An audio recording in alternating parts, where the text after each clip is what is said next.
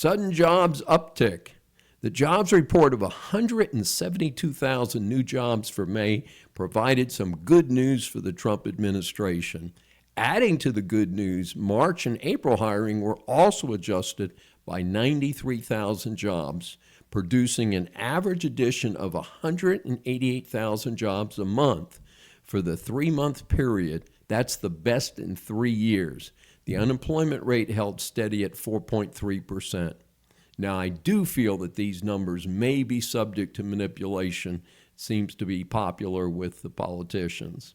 A special concern of mine is hiring in the public sector. For May, for instance, local governments added 52,000 jobs.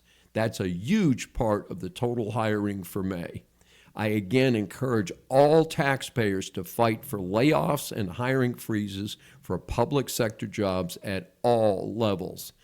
It's subject to bloat, in my opinion. Time to cut it down. What I'm seeing is a fair, not great job market. I'll keep tracking this.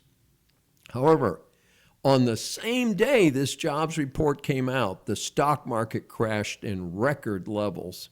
Especially hard hit was the tech-heavy NASDAQ, which set a new one-day record for losses at $1.7 trillion in market value. So, good news means that the stocks drop. What? Yeah, it's a mystery to me and many others. The story is that investors were afraid that the job market good news could translate into increased inflation, and therefore the Fed would do the unthinkable, raise interest rates, despite Trump screaming for the Fed to lower interest rates. The latest I've heard is the Fed's probably going to keep the rate the same, not lower it, but not raise it.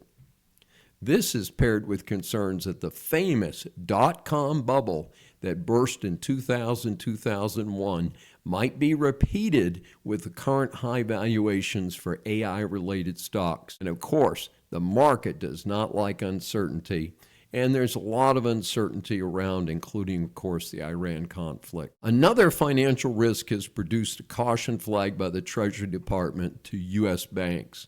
For businesses to deduct wages paid to illegals who cannot legally work in the U.S., they generally need an ID and a bank account, and that means a Social Security number with other ID. Well, if someone is here illegally, they should not be able to get a Social Security number. So, most likely, they're a fake, right?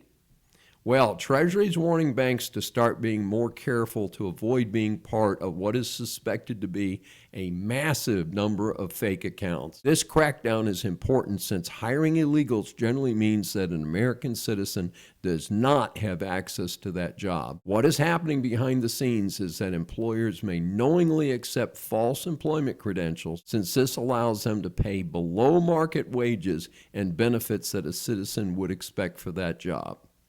Seems like there's always something going on.